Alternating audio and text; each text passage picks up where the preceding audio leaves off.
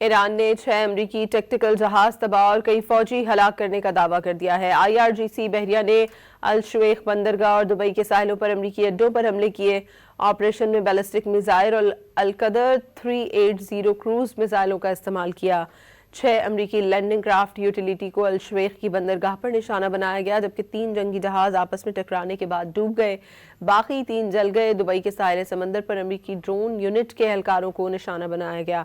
Dubai کے hotel میں قائم امریکی فوجیوں کے ٹھکانے پر ڈرون حملے کیے گئے۔ پاسداران نے آپریشن میں کئی امریکی فوجی ہلاک اور زخمی ہونے کا دعویٰ کیا ہے۔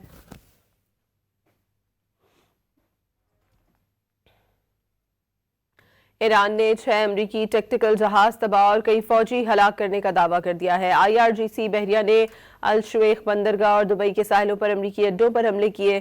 آپریشن میں بیلسٹک میزائل اور القدر 380 کروز میزائلوں کا استعمال کیا۔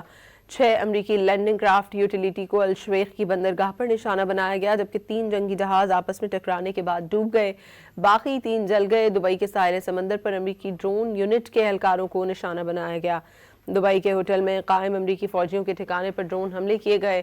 پاسداران نے آپریشن میں کئی امریکی فوجی ہلاک اور زخمی ہونے کا دعویٰ کیا ہے۔